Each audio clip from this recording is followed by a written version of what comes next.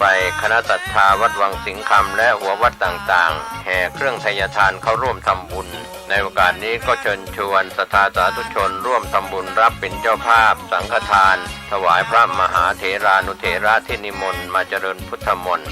สังฆทานถวายหัววัดและขอเชิญชวนทุกท่านร่วมงานและร่วมทำบุญในครั้งนี้โดยทั่วกันติดต่อบริจาคร่วมทำบุญได้ที่วัดวังสิงคำ0817836540ได้ทุกวันก็เป็นงานบุญงานกุศลฉลองท้าวรวัตถุและเสนาสนะปล่อยหลวงฉลองสมโภชการก่อตั้งวัดวังสิงคำครบรอบ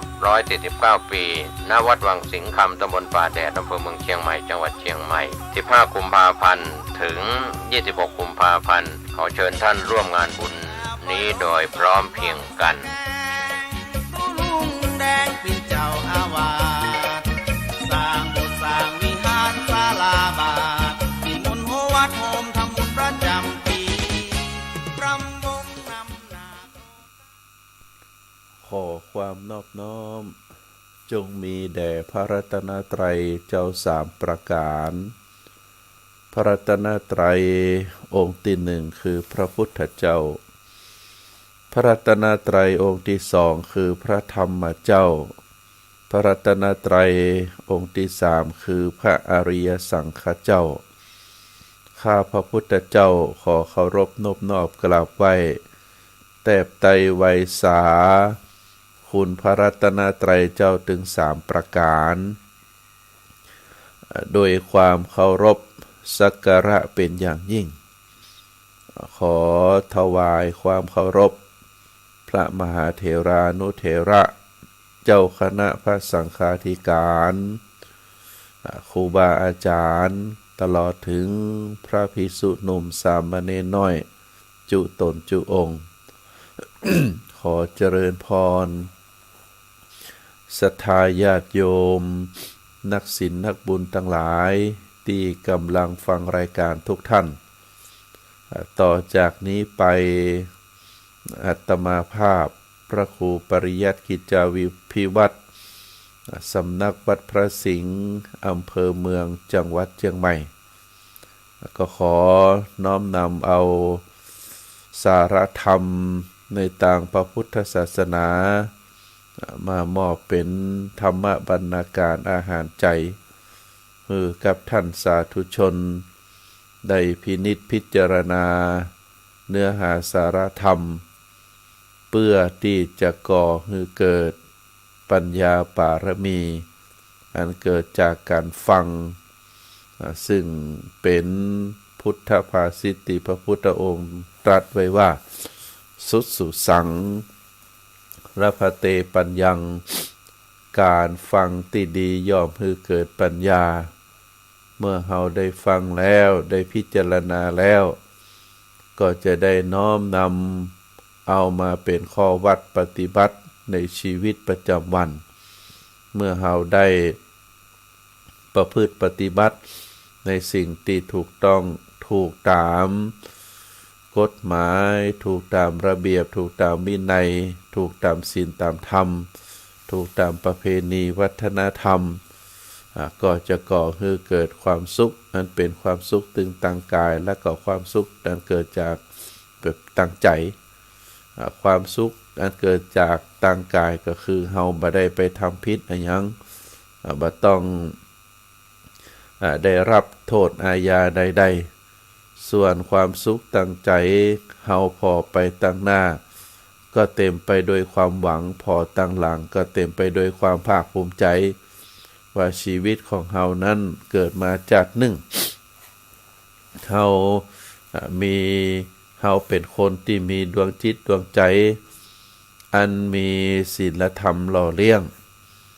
ร่างกายของเฮานั้นมีอาหารมีน้ำดื่ม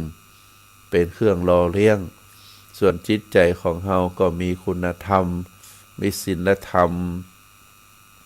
เป็นเครื่องหล่อเลี้ยงก็ทำให้เฮานั้นมีความดีใจมีความภาคภูมิใจที่ได้เป็นคนดีอย่างน้อยเฮาก็ได้ทำความดีนักกว่าความบดี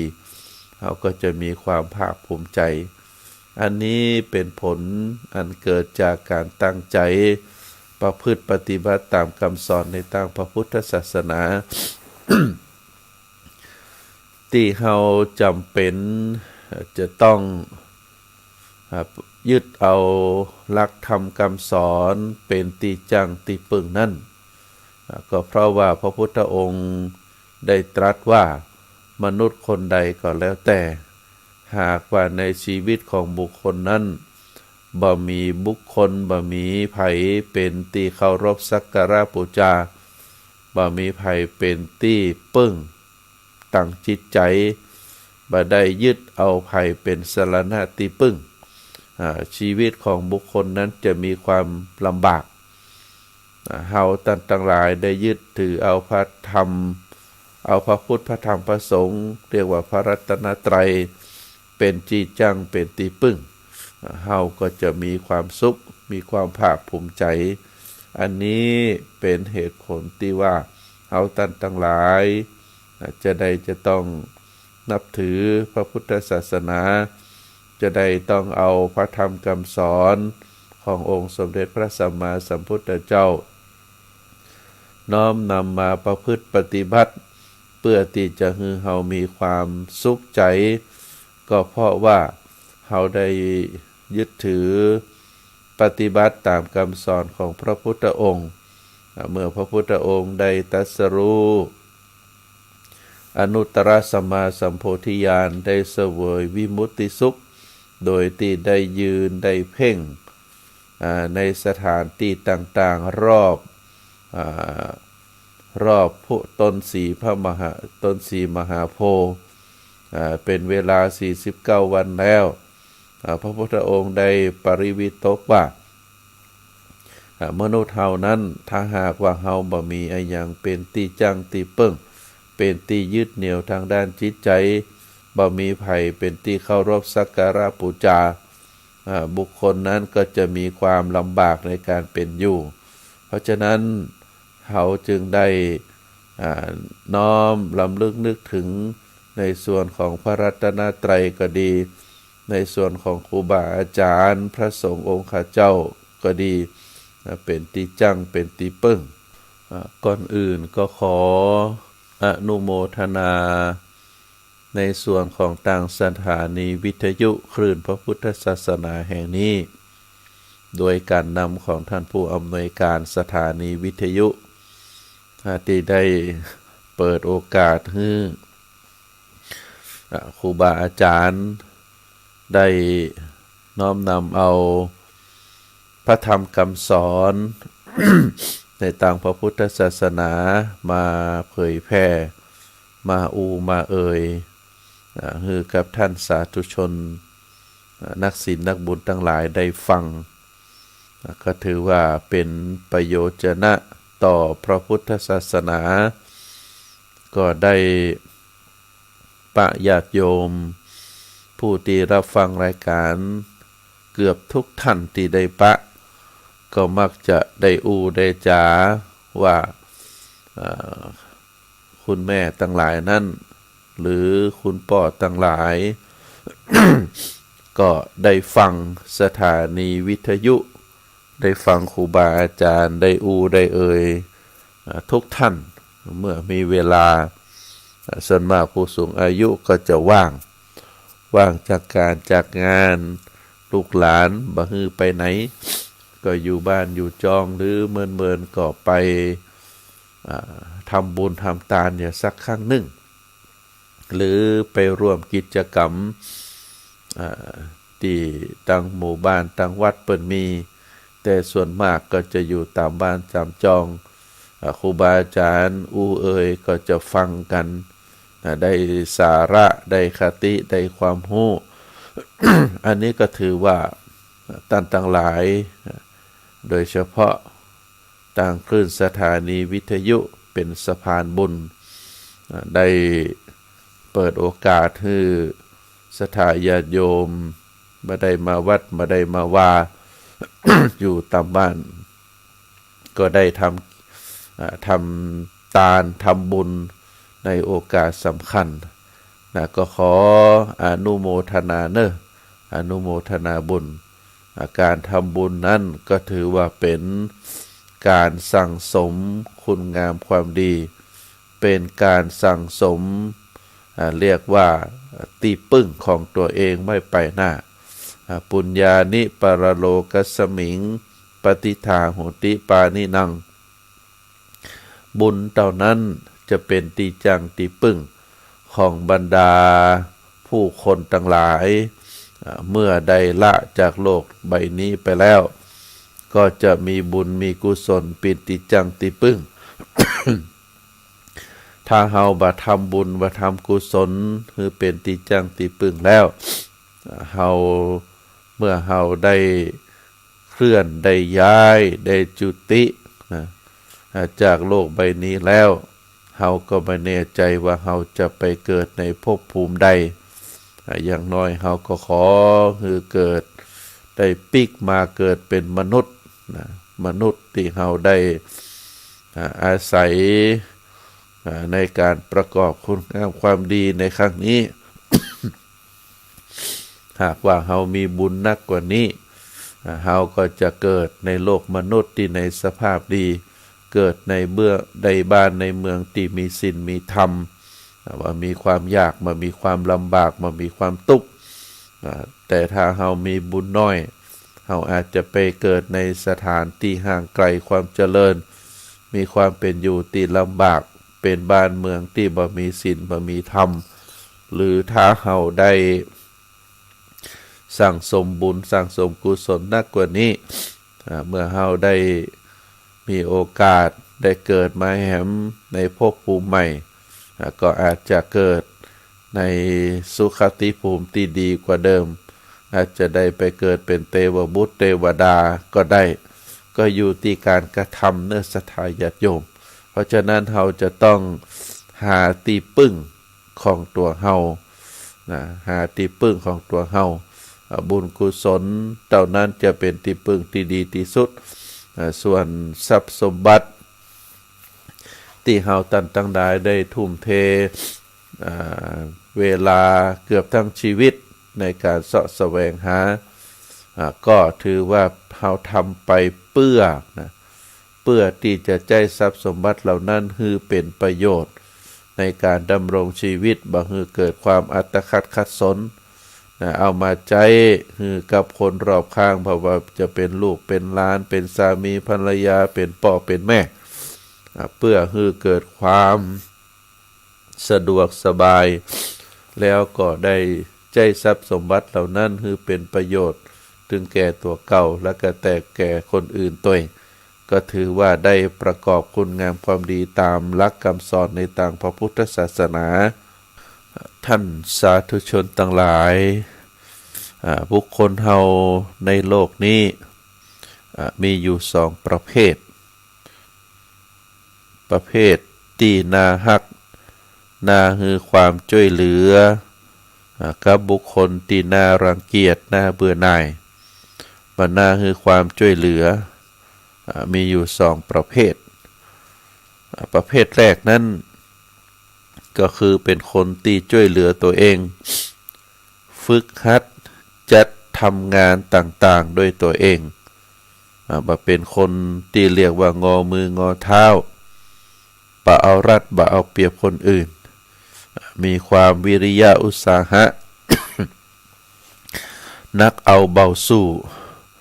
บุคคลประเภทนี้จัดเป็นบุคคลที่น่าฮักน่ายกย่องเมื่อเขาบ่อาจที่จะทำอย่างสำเร็จได้โดยลำพังก็น่าจะให้ความช่วยเหลือเพราะว่าเป็นบุคคลที่มีความวิริยะอุตสาหะบ่เอาเปรียบคนอื่นบ่งอมือบ่งอมือบ่งอเท้า ทำงานอย่างด้วยตัวเองนักเอาเบาสู้ถือว่าเป็นบุคคลที่น่ายกย่องส่วนบุคคลประเภทหลังเป็นบุคคลที่บ่คิดที่จะช่วยเหลือตัวเก่าเป็นคนที่น่าเรียกว่าเป็นคนที่น่ารังเกียจเป็นคนเกียจค้านนักบ่เอาเบาบ่สู้ งอมืองอเท้าคิดแต่จะเปิ้งคนอื่นขอความช่วยเหลือคนอื่นอยู่ตลอดไป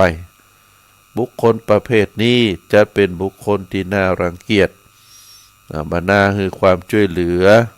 โดยประการทั้งปวงละอ่อนน้อยๆคนพิการคนสูงอายุคนป่วยถ้าหากว่าได้พยายามช่วยเหลือตัวเองอยู่เป็นต้นว่าอาจจะร้องให้ทำตามคำแนะนำหรือคำขอร้องของผู้ที่ดูแลรักษาโดยดีบ่มีการงอแงหรือดื้อดึงอย่างอีเป็นต้นอันนี้ก็ถือว่าเป็นบุคคลที่ช่วยเหลือตัวเองได้เหมือนเดียวกันเมื่อช่วยเหลือตัวเองก่อนแล้วก็น่าให้ความช่วยเหลือน่าเลี้ยงดูและก็น่าปรนนิบัติ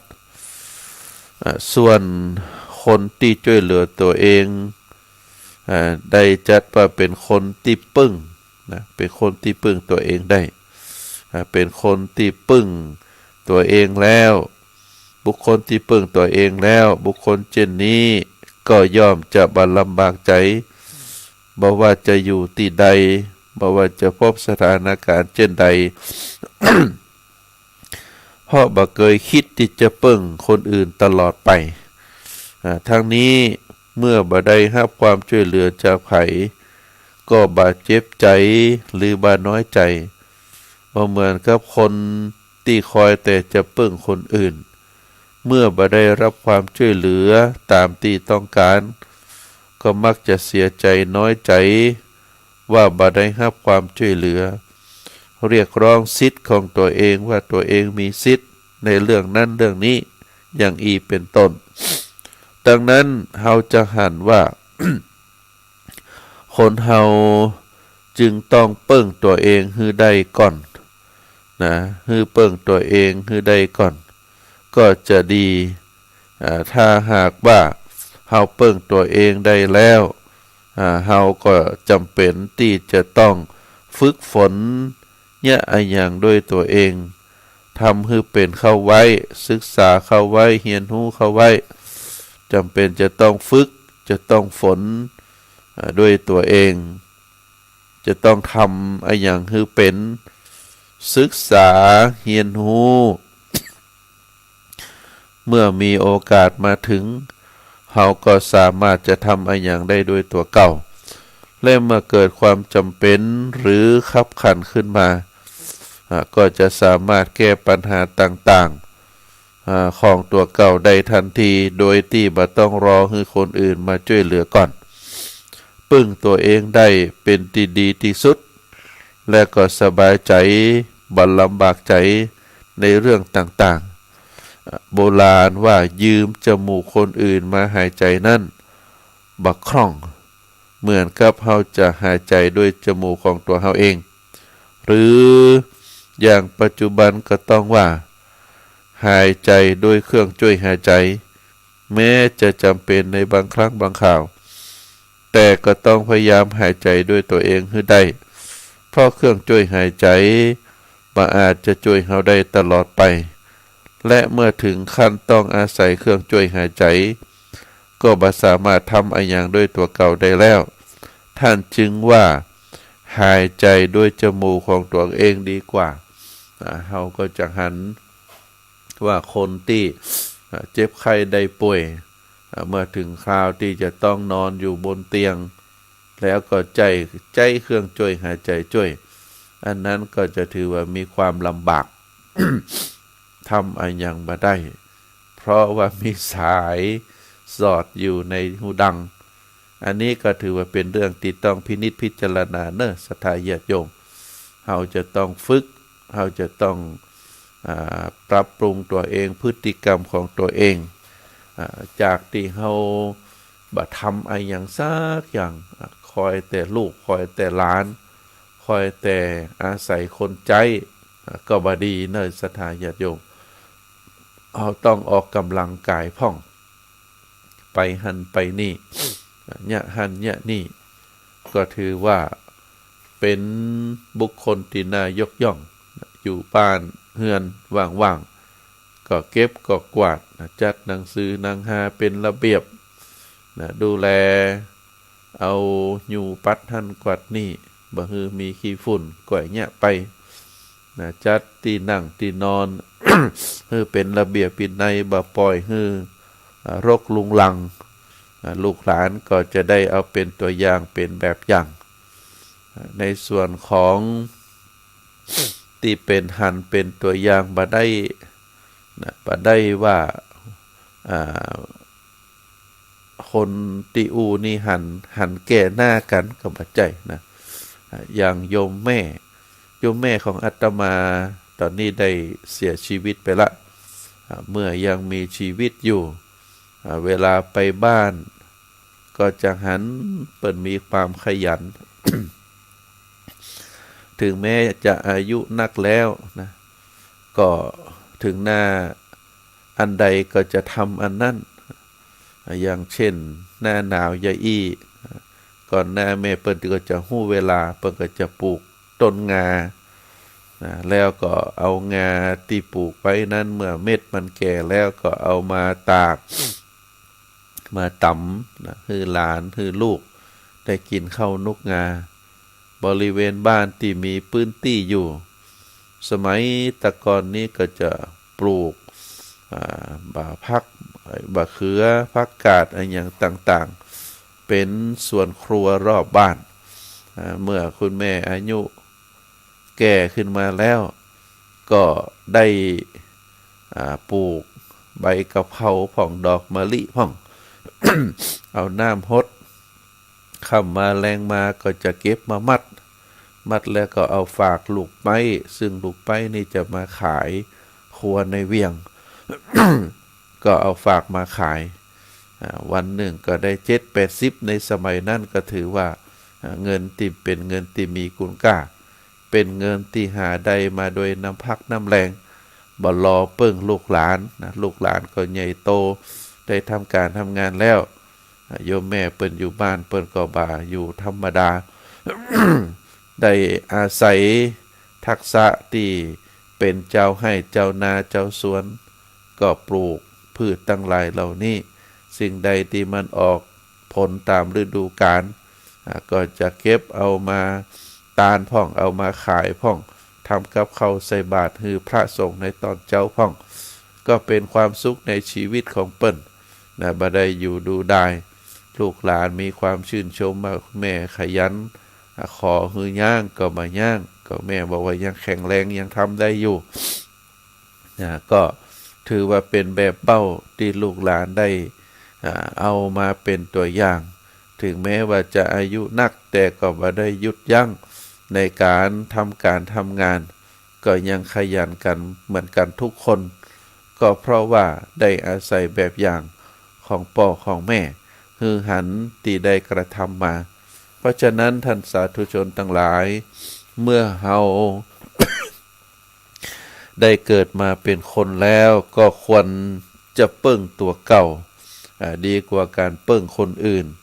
เพราะคนอื่นเปิ้งได้เป็นบางครั้งบางคราวบางเวลาแต่ก็บ่ได้เปิ้งได้ตลอดไปส่วนตัวเฮานั้นเฮาจำเป็นต้องเปิ้งได้ทุกอย่างทุกวันทุกเวลาเปิ้งได้ตลอดไปและการเปิ้งคนอื่นนั้นมักจะผิดหวังน่ากว่าจะสมหวังส่วนการเปิ้งตัวเก่าย่อมสมหวังนักกว่าที่จะผิดหวังอันนี้เป็นเรื่องที่เฮาตั้งหลายควรจะพิจารณาว่าสองเท้าสองมือสองแขนที่ธรรมชาติให้มาที่พ่อแม่ให้มาเฮาจะต้องใจให้เป็นประโยชน์บ่อยู่เปล่าบ่ได้อย่างน้อยก็ให้ทำในสิ่งที่มันเป็นประโยชน์เกิดมาตื่นขึ้นมาก็ไหว้พระสวดมนต์ใจร่างกายเฮาเป็นเครื่องสักการะบูชาคลุกเข่าไหว้กราบแต่ถ้าคุกเข่าบ่ได้นั่งคุกเข่าบ่ได้ก็นั่งเก้าอี้ นะมองไปตีหน้าพระพุทธรูปที่เฮามี ใจ มือสองข้างประนมมืออยู่ตีระหว่างอกหรือตั้งสัจจะอธิษฐานไว้เหนือคิ้วแล้วก็ใจสรีระร่างกายเป็นเครื่องสักการะบูชาเอาเปล่งวาจาบูชาคุณพระรัตนตรัยพระพุทธพระธรรมพระสงฆ์เฮาเรียกว่าใจตัวเฮาเป็นเครื่องสักการะบูชาท่านสาธุชนทั้งหลายนะการที่เฮาได้มีบุญยังหายใจได้อยู่ยังมีชีวิตอยู่นะก็นับว่าเป็นสิ่งที่ประเสริฐที่สุดนะก็ได้ทำสิ่งต่างๆโดยตัวเฮาเองไผจะว่าอันยังก็จะไปอกับเปิ้น เมื่อเฮาคนนั้นว่าจะอันคนนี้ว่าจีอี้เฮาจะเอาตัวเฮาไปปฏิบัติตามคนที่เปิ้นว่ามันก็บ่ใจคนทั้งหลายเหล่านั้นบ่ได้เป็นอยู่ด้วยตัวเฮาบ่ได้เป็นอยู่กับเฮาตลอดไปแต่เฮานั้นเฮาถือว่าเฮาได้อยู่ดำรงชีวิตอยู่ด้วยลมหายใจของเฮาโดยแข้งโดยขาของเฮานะเฮาบ่ต้องไปใส่ใจคนอื่นขอให้เฮาทำในสิ่งที่มันเป็นสิ่งที่ถูกต้องบ่เอากายที่พ่อแม่ฮือมานี้ไปทำในสิ่งที่บ่ถูกต้องที่มันผิดศีลผิดธรรมแต่เฮาทำในสิ่งที่มันถูกต้องถูกศีลถูกธรรม ทำไปเตอะนะไผบ่ว่าหยังฮือเฮาจากที่เฮาจะต้องรอคนอื่นมาเอามาฮื้อมาปั่นนั้นบ่ได้อย่างผู้สูงอายุบางคนจะไปหันจะไปนี่ก็เดินไปคนเดียวเป็นการออกกำลังกายเวลาเดินก็ระมัดระวัง ต้องระมัดระวังรถลาตัวอาจจะไปซื้อหันไปซื้อนี่กำจองกำยังไปยาเตียวไปพอหันพอนี่คุยคนนั่นคนนี่เมื่อได้ของแล้วก็ปิกมาบ้านเฮาจะทำอะไรอย่างต่อก็ทำต่อไปใจแห่งกายของเฮาเป็นเครื่องทำก็ถือว่าเป็นการออกกำลังกายตัวอย่างตีอูว่าตื่นเจ้าขึ้นมาบางผู้บางท่านนั้นก็ใจร่างกายเป็นเครื่องสักการะบูชาพระพุทธพระธรรมพระสงฆ์องค์พระรัตนตรัยได้สวดมนต์ไหว้พระต่อจากนั้นถ้าหากว่าจะทำบุญสุนทานก็ได้ใส่บาตรก็จะดีนะเฮาได้เริ่มทำบุญตั้งแต่ต้นเมื่อเฮาพร้อมหรือหากบ่ได้ใส่บาตร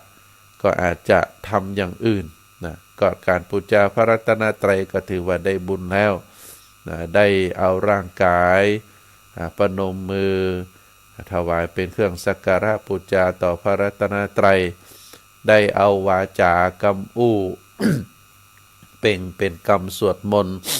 อรหังสัมมาสัมพุทโธนะโมตัสสะอิติปิโสสวากขาโตสุปฏิปันโน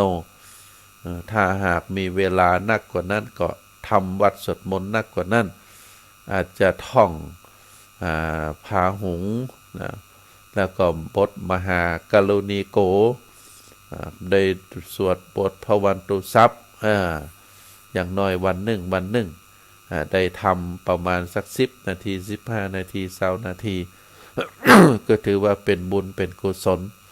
เมื่อได้สวดมนต์ได้เอากายวาจาใจเป็นพุทธบูชาธรรมบูชาสังฆบูชาแล้ว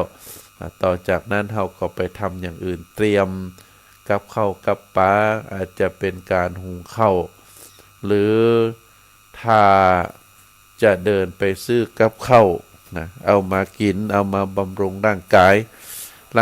ราจะต้องกินศรัทธาญาติโยม จะต้องรับประทานจะต้องกินอาจจะไปกินข้าวน้อยกินข้าวบะลำบ่ได้จะต้องฝืนกินนะกินที่มันเป็นประโยชน์จะไปกินว่าฮือซักแต่ว่ามันอิ่มอันนั้นบ่ถูกต้องดูว่าสิ่งใดที่มันเป็นประโยชน์นะอย่างเช่นบางท่านเป็นผู้สูงอายุเฮาก็ต้องกินพักแล้วก็ รับประทานในส่วนที่มันเป็นย่อยง่ายท่านใดที่ยังกินตามปกติทานตามปกติ ก็พออาหารที่มันทานง่ายย่อยง่ายอย่างเช่นปลาเนี่ยเพราะว่าจะเป็นปลาน้อยปลาใหญ่เราก็สามารถทานได้ส่วนที่มันเป็นของย่อยยากก็คืองดคือเว้นแต่ที่งดที่เว้นได้ก็ถือว่าเป็นเรื่องที่เราต้องใส่ใจทานผลไม้ทานพืชพันธุ์ธัญญาหารอาจจะเป็นถั่วเป็นหยังก็ว่าไปในส่วนของทานก็ทานพอให้พอดีบ่ฮือหิวถ้าเรากินนักล่ำไปกินแป้งกินมันกินจิ้นกินเนื้อก็จะทำให้ร่างกายนั้นได้สะสมไว้เกิดความนักความทำให้ใจแรงเผาผลาญนักนะก็ทำให้ร่างกายใจพลังงานนักเฮาเป็นผู้สูงอายุแล้วก็ต้องทานก็ต้องกินพอประมาณบ่ปล่อยให้หิวนะบ่ปล่อยให้หิวนักแล้วก็บ่กินนักล้ำไปกินพอดีมัชชิมาปฏิปทากินอาหารที่ย่อยง่ายก็จะเป็นสิ่งที่ดีอันนี้เฮาถือว่าเฮาดูแลร่างกายของเฮาเพื่อที่จะให้ธาตุเฮานั้นคงที่ธาตุสี่คงที่เมื่อธาตุสี่คงที่แล้วขันธ์ตึงห้า เฮาก็จะสามารถดำรงอยู่ต่อไปบาดเจ็บไข้ได้ป่วยก็จะเป็นสิ่งที่ดีเมื่อเฮาบาดเจ็บไข้ได้ป่วยอยู่เป็นตามปกติจิตใจของเฮาก็บ่วิตกกังวลนะทำจิตใจให้สบายให้เป็นอยู่ตามปกติเรื่องใดที่ปล่อยวางได้ก็ปล่อยวางศรัทธาญาติโยมนักศีลนักบุญทั้งหลายเอาศีลเอาบุญเป็นที่จังเป็นที่พึ่งมีศรัทธาญาติโยมเคยมามาฟังมามาจาว่าได้มีความทุกข์มีความลำบากในเรื่องนั้นเรื่องนี้ เพราะว่าจะเป็นเกี่ยวข้องกับสามีภรรยาที่มีความยากความลำบากกว่าคนอื่นอาจจะต้องดูแลซึ่งกันและกันจะได้อย่างอีกก็ดี หรือมีความยากมีความลำบากต่อลูกต่อหลานที่ได้มาทำให้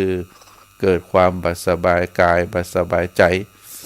ก็ศรัทธาญาติโยมต้องทำจิตทำใจเนอะเอาพระพุทธพระธรรมพระสงฆ์เป็นที่จังที่พึ่งคนอื่นเปิ้นตีลำบากกว่าเฮาก็ยังมีเฮาก็ถือว่าเฮานั้นยังมีอวัยวะครบ32ประการมีสติครบถ้วนสามารถคิดหันคิดนี้อูหันอูนีสื่อสารได้สามารถที่จะดำเนินชีวิตไปตามคันลองของธรรมตามปกติ ไปหันไปนี้ได้เฮาก็ถือว่าเป็นสิ่งที่เฮาตั้งหลายมีความภาคภูมิใจมีความดีใจเฮาย้อนไปบุกเลียวหลังพ่อหน้าต่อคนที่มีโอกาสน้อยกว่าเฮาอย่างอาจจะมีความทุกข์ยากลำบากเฒ่าแก่แล้วก็ยังต้องเสว่าหากิน เพราะว่าบ่ได้เตรียมการเตรียมงานไว้ก่อนแก่เฒ่ามาก็ยังเสว่าหากินอยู่ยิ่งเป็นภาระมีลูกมีหลานแฮมก็จำเป็นจะต้องเสว่าหากิน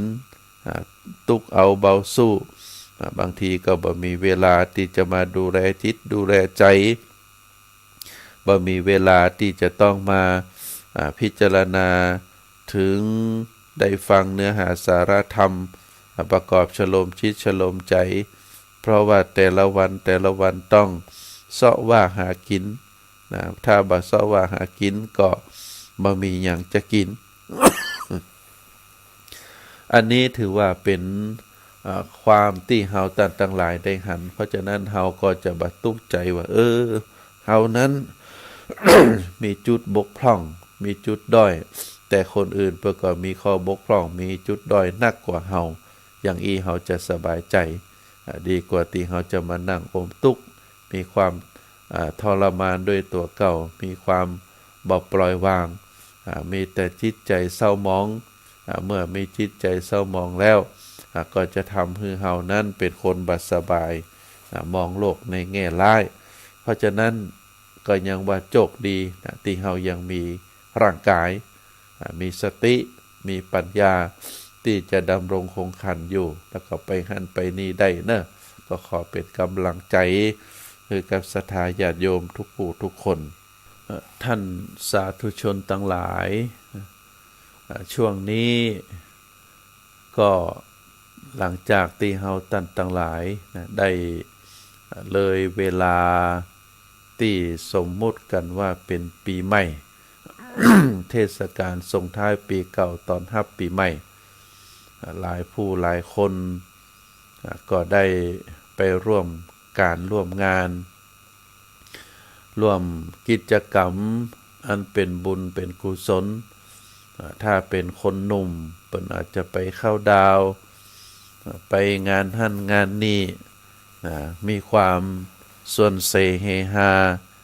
มีความสนุกสนานกันแต่ว่าเฮาตั้งหลายในฐานะที่เป็นสายบุญก็จะไปวัดไปวาไปสวดมนต์ข้ามปีนะก็หันคนหนุ่มคนสาวคนกลางอายุมาร่วมพิธีสวดมนต์ข้ามปีที่วัดพระสิงห์เป็นจำนวนนักก็น่าชื่นชมว่าเจ้าพุทธของเฮานั้นก็ยังใฝ่ในสิ่งที่ดีใฝ่ในสิ่งที่มันเป็นบุญเป็นกุศลตื่นเจ้าขึ้นมาก็มีการทำบุญตักบาตร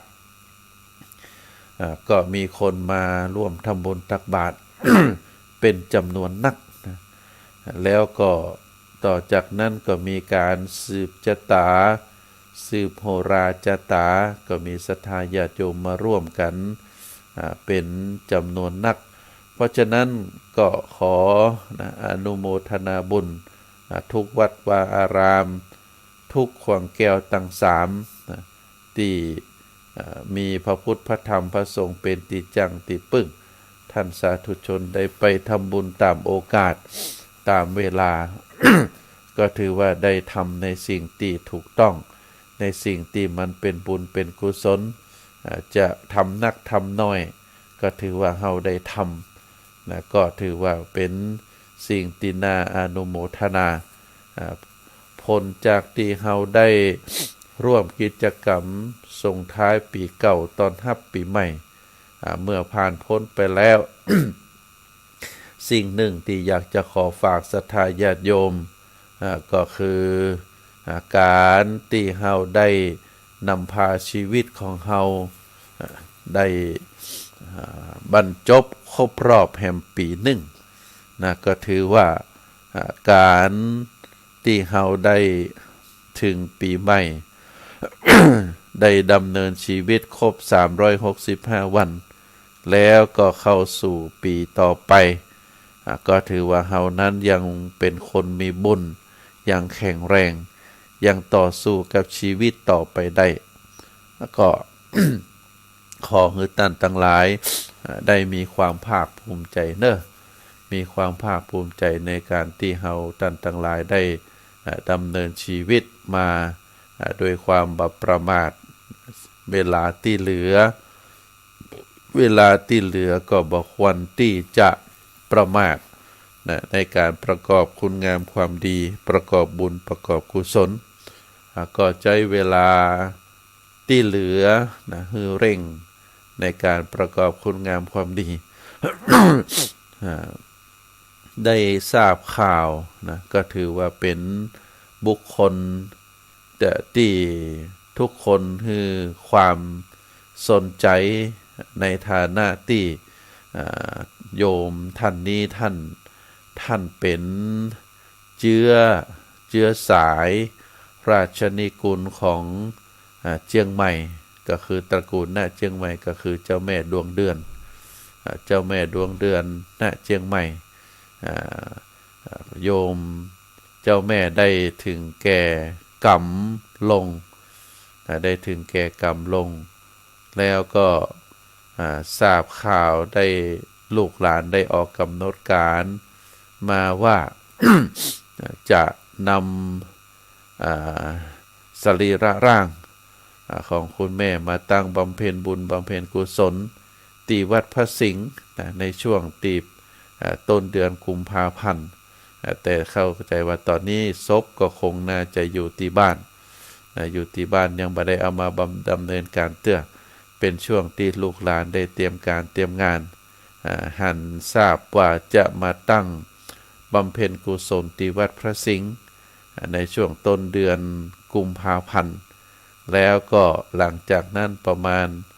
7-8 วันก็จะนำเคลื่อนสรีระร่างสังขารของเจ้าแม่ไปทำการชาปนกิจที่วัดสวนดอกก็ถือว่าเป็นหีดห้อยแบบเป้าโบราณที่เชื้อสายเจ้าตระกูลณเจียงใหม่ผู้ที่สำคัญก็จะเอาไปแปลงกูสร้างกูตั้งไว้ที่บริเวณวัดสวนดอกอันนี้ก็ถือว่าเป็นเรื่องที่เฮาท่านทั้งหลายนะควรจะได้ปรงธรรมะสังเวชว่าชีวิตของคนเฮานั้นพระพุทธองค์บอกว่าชีวิตของคนเฮานี่น้อยนักก็เมื่อการดำรงคงขันก็จะหมดอายุไขไปนะเมื่อถึงเวลาแล้วก็จะสิ้นอายุการถึงแก่กรรมของคนเฮานั้นสิ้นไปโดยการหมดอายุไขอายุไขก็คือร่างกายไปบ่ไหวนะโดยปกติแล้วในปัจจุบันนี้อายุไขของคนเฮานั่นก็คือ75 ปีในสมัยครั้งพุทธกาลอายุไขจะยืนยาวกว่านี้ก็จะเป็นอยู่120 ปีนะแต่ว่าหลายคนก็อาจจะบ่ถึงแต่พระพุทธองค์ก็บ่ถึงอายุ80 พรรษาก็เข้าสู่ปรินิพพานพระมหาเถระในสมัยนั้นที่มีอายุได้120 ปีก็คือพระอานนท์พระมหากัสสปะตลอดถึงนางวิสาขาได้มีอายุ120 ปีแต่ว่าในปัจจุบันนี้อายุคนเฮาอายุไขเปิ้นบอกว่าจะอยู่ประมาณ75 ปีส่วนท่านใดที่มีอายุเลย75 ปีก็ถือว่าเป็นคนมีบุญนะเป็นคนมีบุญอายุนักขึ้นนะก็ได้เป็นกำลังใจกันกล่าวถึงเจ้าแม่ดวงเดือนณเจียงใหม่เจ้าแม่นั้นอายุได้90 กว่าปีนะได้เสียชีวิตลงก็ได้บอกศรัทธาญาติโยมได้ฮู้ได้เขาได้ทราบว่าถึงแม้ว่าเจ้าแม่จะมีเชื้อสายเป็นตระกูลณเจียงใหม่เป็นสายเชื้อเจ้าแต่ว่าก็ได้เสียชีวิตในถึงแก่กรรมเหมือนเดียวกันนะบอกว่าจะเป็นเชื้อเจ้าบอกว่าจะเป็นคนทุกข์คนยากบอกว่าจะเป็นคนมั่งคนมีก็จะถึงแก่ชีวิตได้แก่การถึงแก่กรรมเหมือนเดียวกันบ่ใจว่าคนนั้นยกเว้นคนนี้ยกเว้นบ่มีเมื่อเกิดมาแล้วที่สุดของชีวิตของสัตว์ก็คือจะถึงแก่ความตายใครจะตายจ้าใครจะตายเว้ยก็อยู่แต่บุญกรรมของแต่ละคนบางคนอยากตายแต่ก็บ่ตายบางคนบ่อยากตายก็ตายอย่างอีเป็นต้นก็ถือว่าเป็นสัจธรรม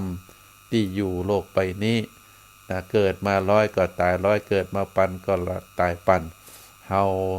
เอาเวลาที่เหลือหันคนอื่นตายแล้วเฮาก็พิจารณาว่าวันหนึ่งเฮาก็จะเข้าสู่ความตายเหมือนเดียวกันเพราะฉะนั้นเพื่อความบ่ประมาทเฮาก็จะต้องชีวิตหลังความตายก็จะมีบุญกุศลเป็นที่จังเป็นที่พึ่งเฮาตามที่อูแล้วว่าเฮาจะต้องหาบุญหากุศลเป็นที่จังที่พึ่งเมื่อเฮายังมีชีวิตอยู่เฮาก็พึ่งตัวเก่านะเฮาบ่พึ่งคนอื่น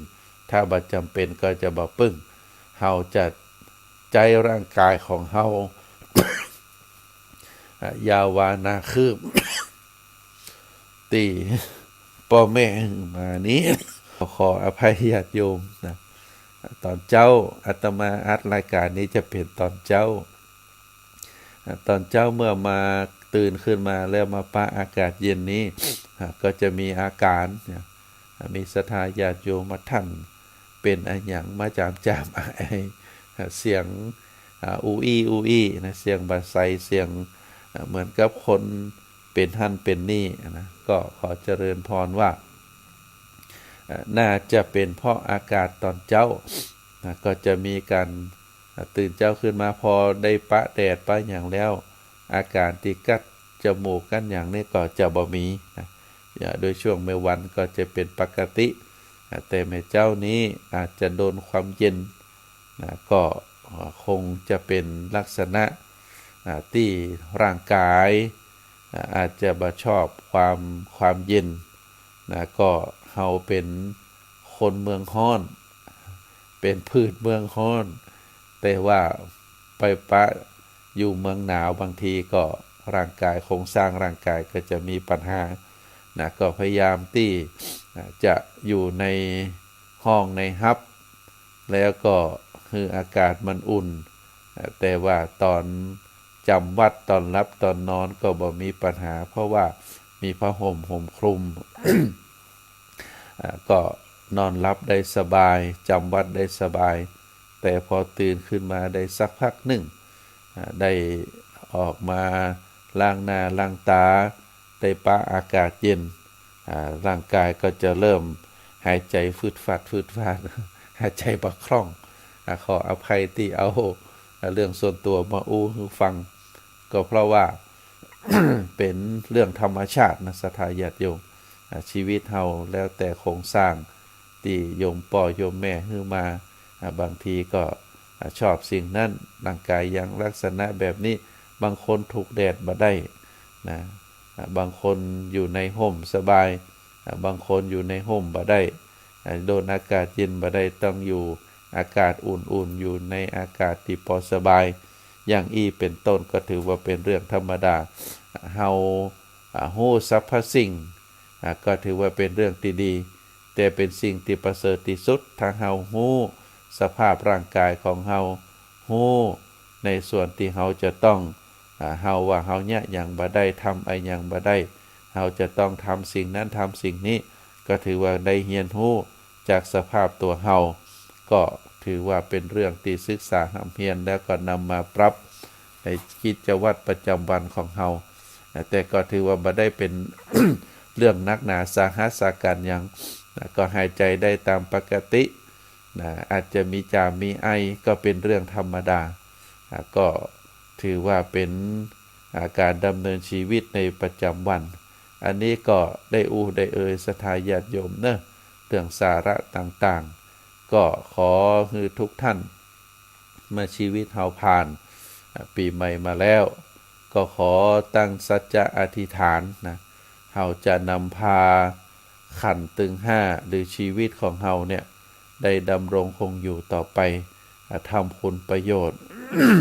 ให้กับตัวเองทำคุณประโยชน์ต่อกับคนอื่นต่อสังคมประเทศชาติเท่าที่เฮาจะทำได้ในส่วนใดที่เป็นส่วนตัวเฮาก็พัฒนาศีลพัฒนาบุญให้มีความเจริญรุ่งเรืองก็คือนำพาชีวิตของเฮาได้รักษาศีลให้ตามเจริญจิตภาวนาได้ดำรงชีวิตอยู่ด้วยความสงบด้วยความสุขด้วยความสบายใจต่อจากนั้นถ้าหากว่ามีโอกาสสิ่งใดที่เฮาจะได้ช่วยเหลือสังคมในน้อยสังคมในครอบครัวสังคมในหมู่บ้านสังคมประเทศชาติเฮาก็มีโอกาสถ้ามีโอกาสเฮาก็จะทำด้วยความเต็มใจทำด้วยความสุขใจทำด้วยความรับผิดชอบทำด้วยความเต็มใจที่จะทำให้งานนั้นสำเร็จไปโดยดีเฮาบ่ฟังคนอื่นเฮาบ่ยึดเอาคนที่บ่ดีเป็นตัวอย่าง แต่เฮายึดเอาคนที่ดีที่เป็นบัณฑิตเอาเป็นตัวอย่างเป็นแบบอย่างแล้วเฮาก็จะมีความสุขใจก็ขอเป็นกำลังใจกับศรัทธาญาติโยมจุปู่จุคนเนอะตอนนี้ก็ถือว่าได้โอกาสที่จะลาศรัทธาญาติโยมได้ดำเนินรายการมาพอสมควรแก่เวลาสิ่งใดที่ไปแล้ว มันเป็นประโยชน์ ก็ฝากให้ศรัทธาญาติโยมได้พินิจพิจารณาสิ่งใดที่อูไปแล้วมันบ่ม่วนใจก็ขออภัยส่วนใดที่อูไปแล้วน้ำเสียงเรียงนามมีการจามมีการไอมีเสียงที่บ่ไพเราะก็ขออภัยตวแต่โดยจิตโดยใจที่ตั้งมั่นที่จะเผยแผ่พระธรรมคำสอนขององค์สมเด็จพระสัมมาสัมพุทธเจ้าคือเป็นประโยชน์นะต่อท่านผู้ฟังก็ขอบุญกุศลคุณงามความดีในความตั้งใจอันเป็นไปประกอบด้วยชอบประกอบด้วยธรรมก็ขอจงประสาทพรคือศรัทธาญาติโยมนักศีลนักบุญผู้รับฟังรายการทุกท่านคือมีความสุขมีความเจริญมีร่างกายแข็งแรงแล้วก็สามารถที่จะดำรงคงขันดำรงชีวิตต่อไปในปีใหม่นี้ตลอดปีนั้นก็ขอให้มีความสุขมีความเจริญนิราขาดแคล้วจากทุกโศกโรคภัยพยันตรายทั้งหลายทั้งมวลจงเจริญด้วยจตุรพิธพรชัยมีอายุบรรณะสุขภละปฏิภาณธนาสารธรรมสารสมบัติรุ่งเรืองโดยลาภยศสุขสรรเสริญจงทุกประการขอเจริญพร